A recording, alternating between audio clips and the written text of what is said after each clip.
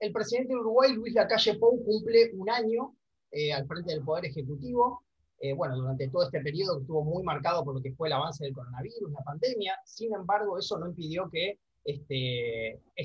Lacalle Pou, digamos, lleve adelante su agenda de la derecha uruguaya, basada muy fundamentalmente en lo que es el restablecimiento del neoliberalismo en Uruguay. Para charlar un poco y conocer su opinión sobre lo que está pasando, estamos en comunicación con Daniel Gerhardt. Él es diputado nacional por el Partido por la Victoria del Pueblo, que integra el Frente Amplio. Bueno, empezaría por preguntarte, tomando en cuenta tu trayectoria, tu desenvolvimiento en lo que es en la política más de base, en los barrios, ¿cuál es la realidad que están pasando en estos espacios? Y bueno, ¿cuál es la llegada que está teniendo el gobierno nacional para atender las situaciones que se viven allí?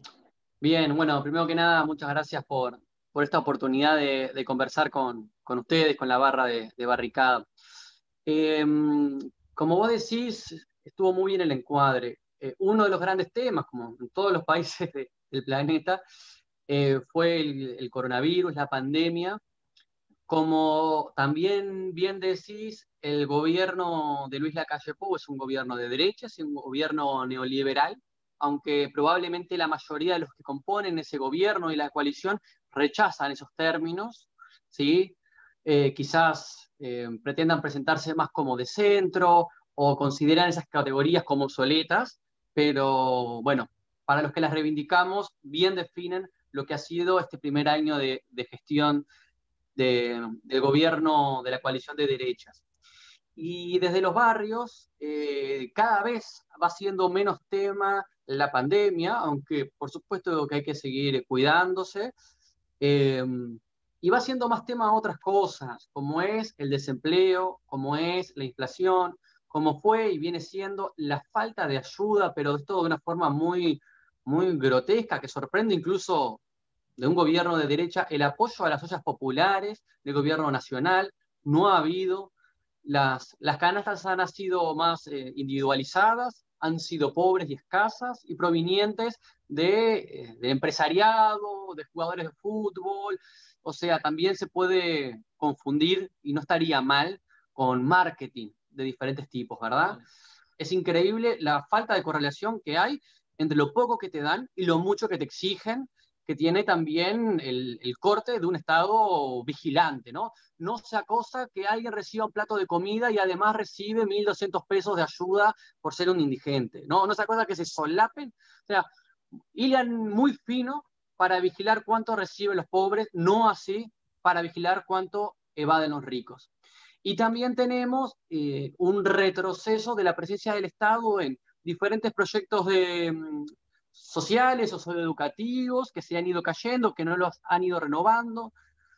Los compañeros y compañeras argentinas capaz que no los conocen, pero había uno que se llamaba NETAP, otro que se llamaban Jóvenes en Red, bueno, diferentes dispositivos que los han ido dejando caer, no se han renovado, cosa que, bueno, un nuevo gobierno puede venir con una nueva agenda e impulsar otros, pero no se evalúan estos, se los deja morir y no se crean nuevos, ¿no? Y bueno, eso sí, creo que es y debemos reprocharlo y denunciarlo. Entonces, está bravo para el pobrerío uruguayo en estos tiempos. Perfecto, Daniel. Bueno, después ya pasaría por preguntarte un poquito más qué otras medidas de las que se han tomado durante todo este año, como bien vos decís, esta coalición de derecha, ¿te parece que son destacables para hacer este repaso? Un hito luego del 1 de marzo es el 13 de marzo, que es cuando llega la pandemia a Uruguay, pero después hay otros dos grandes mojones, que son la aprobación de una ley de urgente consideración, que es un mecanismo que, bueno, que existe desde la Constitución del 67 en Uruguay, y lo que hace es obligar al Parlamento a expedirse en torno a una ley en 90 días. Y si no se expide, esa ley queda vigente.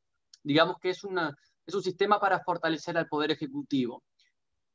Esa ley tiene cierto sentido, más allá de que es presidencialista en ciertos contextos, pero se utilizó de una manera tremendamente abusiva. Era una ley que más o menos tenía dentro entre 8 y 9 leyes, que regula reforma media Ley General de Educación del 2008 así como reforma el sistema de alquileres de vivienda, así como reforma el procedimiento penal, qué es lo que puede hacer un policía y cómo, eh, reforma la ley del sistema financiero en algunos aspectos, limita el derecho a huelga, o sea, todo eso junto en casi 500 artículos. Y las dos cámaras teniendo que debatir en 90 días. Entonces, bueno, nosotros criticamos su contenido, también criticamos su procedimiento, lo hacen en el marco de pandemia, en donde no se le permite a la gente salir a protestar, o si lo hace, luego se le recrimina su imprudencia. Los partidos de izquierda también quedamos en ese sentido sin una de nuestros brazos, ¿verdad? Que es la movilización social. Las organizaciones sociales también se sienten en ese dilema de si salirse, autoconvocarse o no, y cómo, ¿no? En ese marco aplican eso. Y además el contenido que es de corte autoritario, es un ajuste del abajo hacia arriba, ¿no? Este gobierno tiene dos grandes movimientos: el ajuste de abajo hacia arriba, que eso se puede ver en lo económico, y el ajuste que se complementa, que van de la mano, de lo público a lo privado.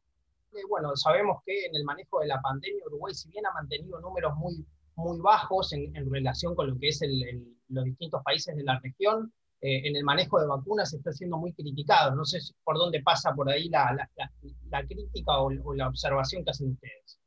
Bien, sí, el número bajo de casos es una apreciación correcta hasta octubre aproximadamente. Luego eso cambió totalmente, no fue, digamos, que entramos a la bolsa común, dejamos de ser el país excepción. ¿Por qué lo fuimos? Y es discutible, y yo tampoco quiero hablar como un especialista, no lo soy. Manejar y traerle a la barra argentina algunas hipótesis, la baja densidad de población, algunas vacunas que recibimos uruguayos y uruguayas desde muy pequeños que podrían haber aumentado nuestra inmunidad, algunas políticas acertadas, como enseguida de los primeros casos, 4 casos del 13, bueno, el pasar al teletrabajo y a las clases a distancia en su momento, una serie de factores que pueden haber ayudado, algunos que tienen que ver con méritos de este gobierno y otros que no. De este gobierno y de la población en general, que aceptó esas medidas y las acompañó, incluso nosotros como oposición, varias de ellas también las acompañamos. Ahora, confiado en eso, laburó mal el tema de estar en la lista de demandadores de vacunas, ¿verdad? Puso poquitas fichas en un casillero, en una canasta, y eso nos hace hoy ser de los últimos países de América. No digo del mundo, porque bueno, África también tiene sus puestos naturales, ¿no? Como países de la periferia que somos, pero sí de las Américas, estamos ahí, en los últimos. Y eso sin duda que también ha mellado la reputación, la aprobación del gobierno. Pero nosotros queremos denunciar otra pata, porque, bueno, la pandemia es cierto que aprender a gestionarla justamente llevó un proceso, ¿no? Había que aprender.